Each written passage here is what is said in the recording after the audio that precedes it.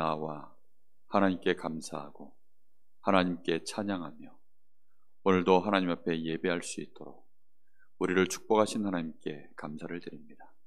하나님께서 우리에게 주신 이 절대적인 언약을 하나님의 절대 계획으로 붙잡고 우리의 여정을 걸어갈 수 있도록 오늘도 우리에게 믿음을 더하여 주옵시고 성령의 강권적인 역사로 오늘도 우리의 영혼과 마음, 생각, 육신이 하나님의 은혜 속에 붙들리는 시간 되도록 주께서 역사하시길 간절히 원합니다.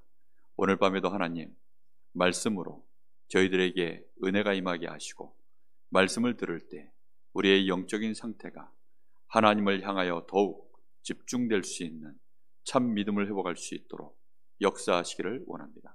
모든 불신앙들이 무너지게 하여 주옵시고 특히 우리 후대들에게 야곱을 통하여 전달되었던 이 언약이 요셉을 통하여 시대를 살렸던 것처럼 하나님 우리 후대들에게 이 축복의 역사가 이어질 수 있도록 하나님이 은혜를 주시길 간절히 소원합니다. 살아계신 예수님의 이름으로 기도하옵나이다. 아멘. 하나님 말씀 창세기 37장입니다.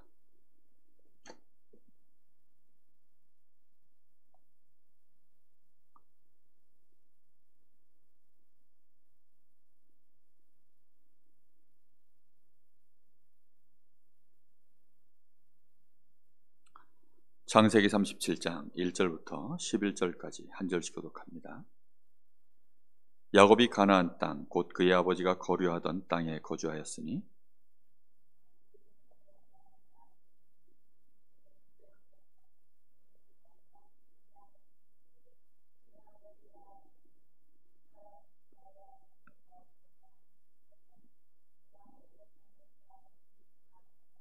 요셉은 노년에 얻은 아들이므로 이스라엘이 여러 아들들보다 그를 더 사랑하므로 그를 위하여 채색옷을 지었더니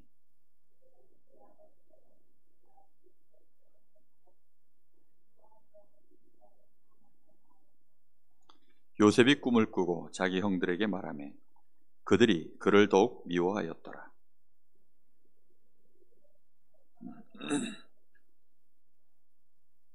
우리가 밭에서 곡식단을 묶더니 내 단은 일어서고 당신들의 단은 내 단을 둘러서서 절하더이다.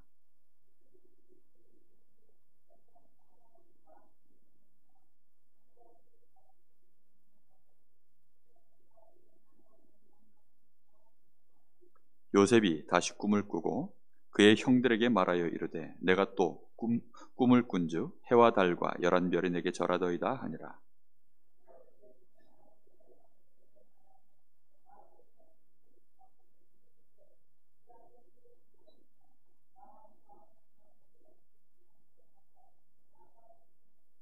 같이 봅니다. 그들의 형들은 시기하되 그의 아버지는 그 말을 간직해 두었더라. 아멘. 하나님을 믿는 언약의 여정을 걸어가는 것은 결코 간단한 길이 아닙니다. 이것은 평생을 두고 가는 길이다 보니까 사실은 중간에 길을 잃을 수도 있고 힘을 잃을 수도 있고 그러다 보면 때로는 낙심하기도 쉽고 포기하기도 쉽고 그런 일들이 비일비재하게 벌어지는 여정인 거죠. 겨우 17세 나이에 지금 요셉이 이 엄청난 언약의 여정을 이제 시작할 수 있는 사실은 준비를 마쳤습니다. 광고했듯이 지금 대학 리더 훈련이 진행되고 있어요. 20대 초반, 중반, 많으면 한 30 초반 그 정도에 있는 이제 전도사들 또 대학생들 좀 훈련이 좀 많이 된 학생들 그 아이들을 대상으로 지금 제가 사역을 줌으로 이렇게 하고 있는데요. 그 아이들을 이렇게 이제 대하고 있어 보면 느껴지는 게 있습니다.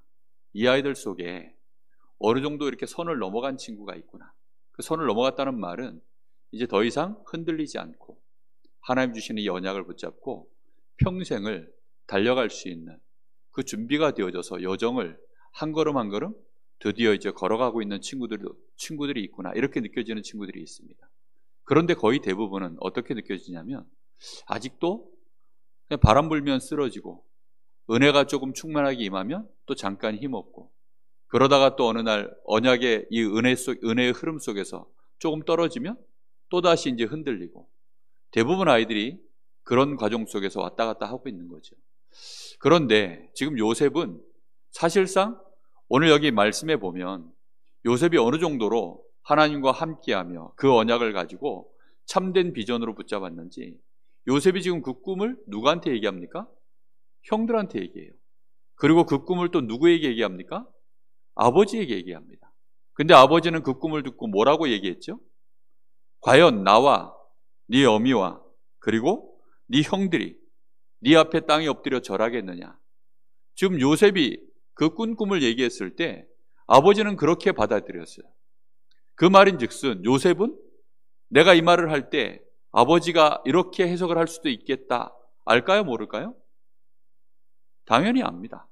왜냐하면 요셉은 꿈에 대하여 이미 그런 것들에 대한 굉장한 지혜가 있는 사람이기 때문에 알고 있었을 거예요. 형들이 벌써 한번 요셉이 그 꾼 꿈에 대해서 얘기했을 때, 볏짚 땅 가지고 얘기했을 때 형들이 얼마나 미워했는지 그거를 잘 알고 있습니다. 그럼에도 불구하고 요셉은 그 얘기를 하는 거예요. 왜 할까요? 잘난 체 하려고 얘기할까요? 나는 이런 사람이야 라고 과시하려고 얘기하는 걸까요? 아니죠. 하나님의 언약이 그만큼 요셉에게는 확실한 성취될 약속으로, 그것이 비전으로 잡혔기 때문입니다. 하나님이 이렇게 하실 겁니다. 하나님이 틀림없이 나를 통하여 이렇게 하실 거기 때문에 형님들도 아셔야 되고 아버지도 아셔야 된다. 사실은 그 얘기인 겁니다. 우리가 진짜 비전이 확실하면 주변 사람들한테 오해를 받기가 십상이에요. 하나님이 주신 꿈을 가지고 우리가 얘기할 때에는 더더군다나 이거는 뭐 터무니없이 들릴 수가 있죠. 지금 초대교회에 예수님이 너희가 땅끝까지 가서 내 증인이 되리라 이 말씀할 때 그 말을 만약에 이 초대교회 이 갈릴리 출신 제자들이 바리새인들한테 얘기하면 어떻게 될까요? 아마 비웃을 겁니다. 그렇죠? 누가 그 말을 감히 이해하고 용납하고 야 너희들 그렇구나 그러면서 박수를 쳐주고 그렇게 할까요? 그게 아니거든요. 정말로 하나님이 우리에게 주신 비전은 이 믿음 없는 사람들하고 얘기하면 시기를 당하거나 미움을 당하거나 아니면 질책을 당합니다. 그게 진짜 어쩔 수 없는 사실이에요. 모세가 이스라엘 백성들을 데리고 출애굽을 하려고 하니까 일단 그 얘기를 했을 때 바로 왕이 듣고 뭐라고 얘기했죠? 비웃었습니다. 너희가 지금 이 노역이 가벼워가지고 헛소리를 하는구나. 그래가지고 오히려 이스라엘 백성들에게 노역을 훨씬 더 중하게 만들어버렸죠. 심지어는 이스라엘의 장로들과 백성들도 이 출애굽에 진행되어지는 과정 속에서 자기들에게 조금 어려움이 오니까 당장 모세를 원망하는 겁니다. 그러다 보니까 사실 우리가 이 언약의 여정을 간다라는 것은 그 출발 자체가 안 되는 사람들이 대부분이에요. 왜죠? 아무도 인정해 주지 않습니다. 그래서 이 길은 노바디예요. 이 길은 길이 없어요. 노웨이입니다. 이거는 누가 봐도 불가능해요. 나띵입니다. 그렇기 때문에 사실상 여기에 대해서는 대부분 사람들 그냥 시작도 안 하고 조금 흉내를 보고 가다가 결국은 또 낙심해버리고 포기해버리고 원망해버리고 아니 왜 나를 여기까지 끌고 나왔어? 이렇게까지. 사실은 저도 그랬었어요. 처음에 3년 동안 훈련을 딱 집중해서 받고 나니까 뭐라고 얘기하셨냐면 3년 동안 정말 훈련 받아보지 않고서 3년도 해보지 않고서 이거 그만둘 거면 어디 가서 다락방 했다 소리도 하지 마라 그러더라고요. 그 말을 딱 듣는데 그래 그러면 내가 어디 가서 다락방 해봤다 소리 하려고 하면 적어도 몇 년을 해야 된다는 마음이 생겼냐면 3년을 해봐야 되겠다. 근데 왜 3년이냐? 예수님도 제자들 직접 훈련시키는데 3년 걸렸으니까 우리도 적어도 3년 이상은 해봐야 되지 않겠냐. 그래서 3년 동안 훈련받고 전도신학원까지 딱 졸업을 하고 났더니 정말 제 길이 다른 길로 들어섰더라고요.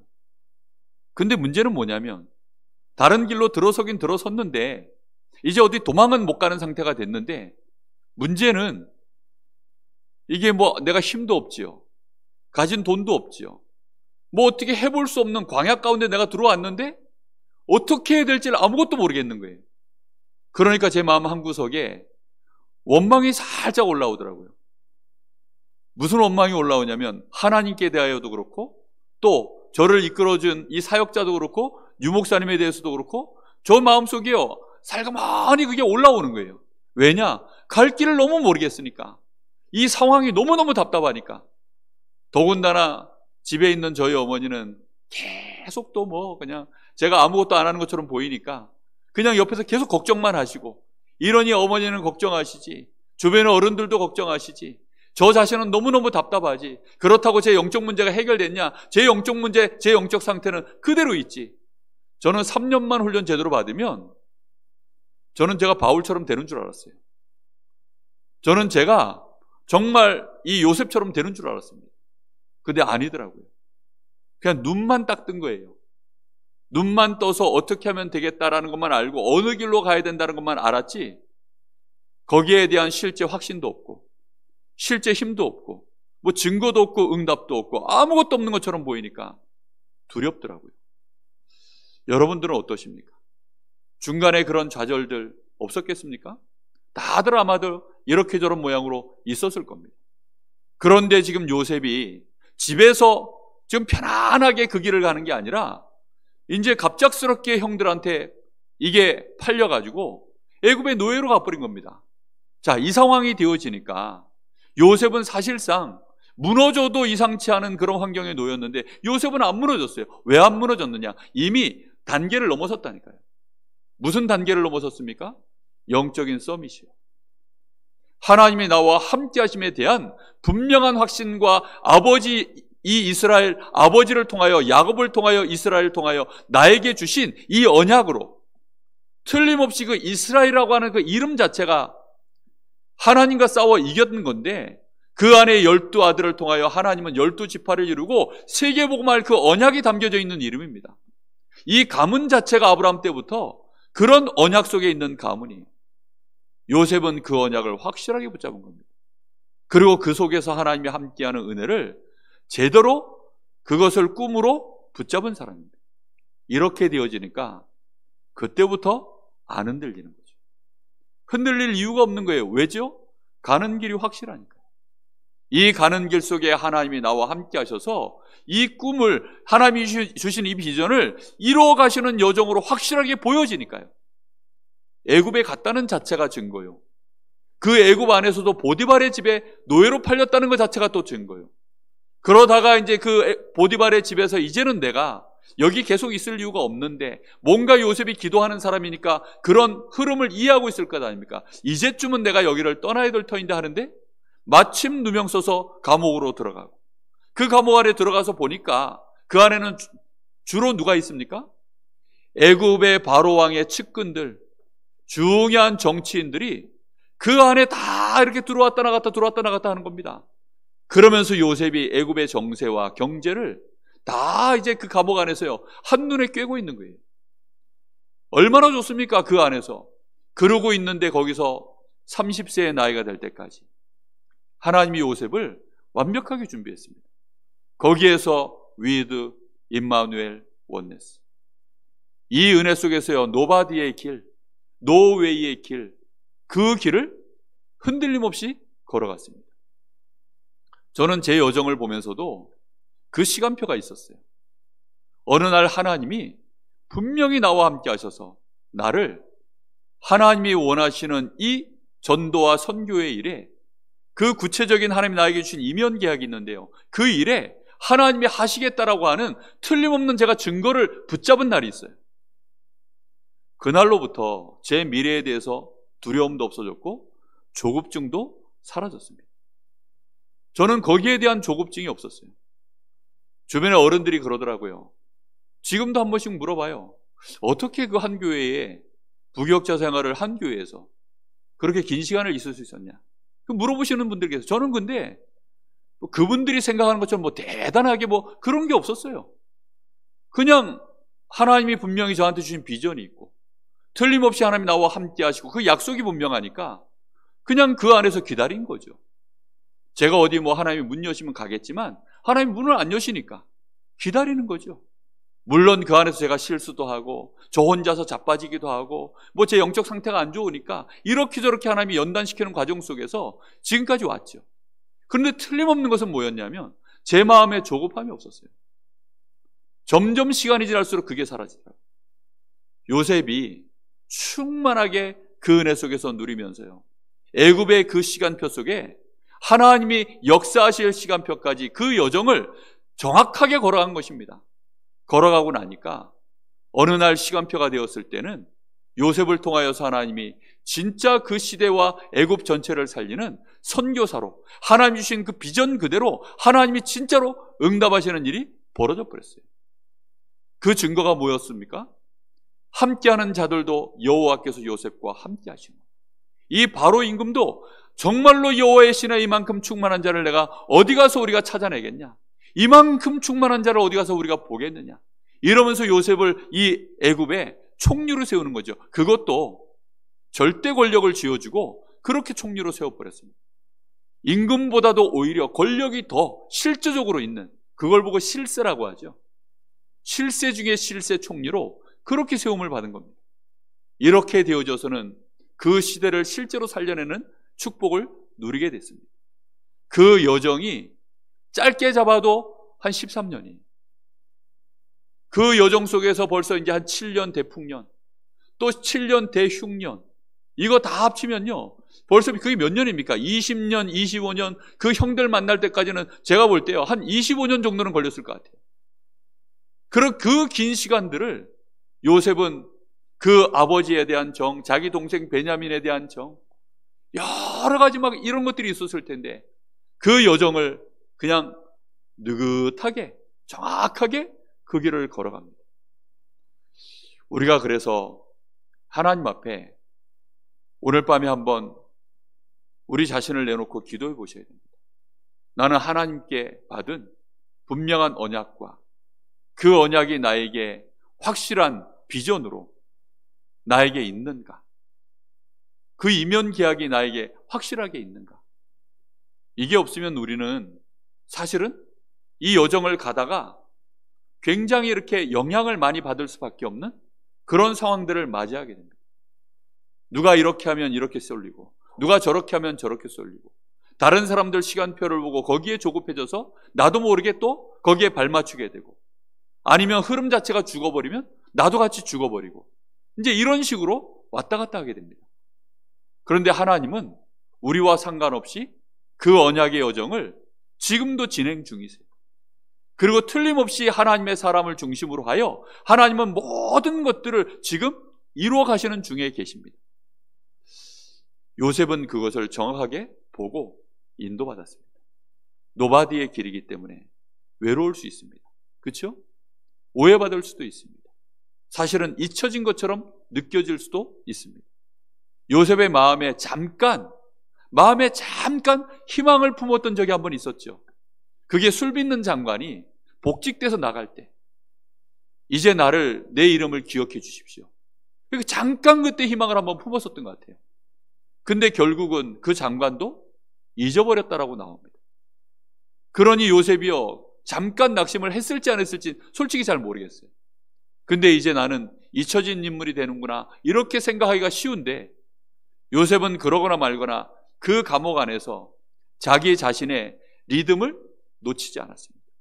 늘 하나님 바라보고, 그리고 그 안에서 말씀을 묵상하고 하나님과 함께하는 이 축복을 가지고 영력과 지력과 체력, 경제력, 인력을 실제로 나의 것으로 충만하게 누리는 영적인 서밋, 기능 서밋, 문화 서밋의 자리에 설 때 정말로 마음껏 하나님의 나라를 이룰 그 일에 게으르지 않게, 그러면서도 조급하지 않게 그렇게 자기 자신을 준비해 왔습니다. 저는 바라기는 우리 렘넌트들이 이 여정을 걸어갈 수 있는, 정말로 하나님과 함께하는 이 축복 속에 들어가기를 간절히 기도하고 있습니다. 저는 우리 산업인들이 이런 은혜 속에서 산업할 수 있는 시간표가 오기를 기도하고 있습니다. 보니까 그 청년들이, 또 대학생들이, 특히 청년들 직장생활 하면서 그 직장생활이 힘들잖아요. 그러니까 그 일을 하면서요, 자기도 모르게 힘이 빠지는 거예요. 그 예배에 좀 편안하게 와서 예배도 드리고 은혜도 받고 이러면 좋은데 어느 날 보니까 예배 올 수 있는 입장도 아니고, 이 근무 때문에 이렇게 저렇게 이런저런 이유로 못 오게 되어져 가지고요, 뭔가 모르게 영적으로도 조금씩 피폐해지고, 그러면서 육신도 뭔가 모르게 좀 이렇게 나이를 먹어가고, 이러다 보니까요, 슬그머니 이제 사단이 틈을 타는 거죠. 그런 친구들을 근데 많이 봐요. 우리도 모르게 착각하기 쉽습니다. 또 반대로 연세가 많으신 분들, 이런 연세 많으신 분들이요, 내가 이제 나이가 늙었으니, 이런 생각하기가 정말 쉽거든요. 모세가 딱 그랬을 겁니다. 80 나이 들어서니까 그제서야 하나님이 모세를 찾아오셨는데 하필이면 80에 찾아오셨을까요? 40대 때 찾아오시지 않고 80세에 찾아오셨어요. 그러니까 모세 마음에 내가 누구간데, 하나님 말씀도 알겠고 하나님이 나와 함께 하셔서 하신다는 것도 알겠는데 하필이면 지금입니까? 그렇게 모세는 하나님 앞에 내가 누구이기에 그렇게 합니까? 라고 반문한 겁니다. 우리가 오늘 밤에 그래서 기도해 보셔야 되겠습니다. 나는 원네스 속에 걸어가는 나만의 노바디의 길이 있는가? 이 노바디라고 해서요, 완전히 모든 연합을 깨고 원네스를 깨면서 가는 길이 아닙니다.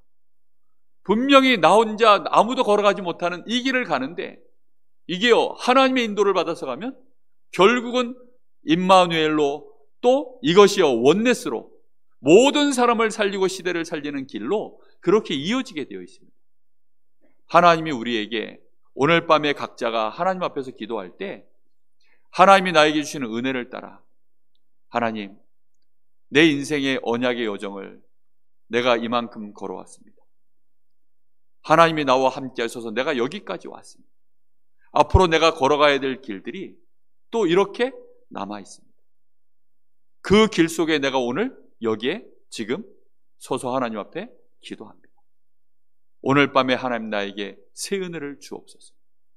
야곱이 아버지의 집에서 생각지도 못하게 형 에서로 인하여서 쫓겨나듯이 도망쳐서 저 삼촌 라반의 집으로 가다가 거기서요, 황량한 중에 그냥 밤을 맞이해서 잠이 들고 거기서 하나님을 배운 것입니다. 베델에서. 그때 야곱이 하나님 앞에 그 밤에 일어나서 돌단을, 그 돌베개 베었던 거기다가 기름을 붓고 하나님 앞에 기도하는 장면이 나오죠. 우리는 지금 어떤 상황에서 기도합니까? 야곱이 이제 삼촌 라반의 집에서 돌아와서 저 형 에서를 만나러 왔다가 상황이 너무 안 좋게 들어가는 걸 느끼고 가족들 다 보내놓고 야복강에서 야곱이 거기에서 하나님 앞에 밤이 맞도록 씨름하며 기도하는 시간표가 또 있습니다. 우리는 어떤 시간표 속에 내가 서 있는 것 같습니까?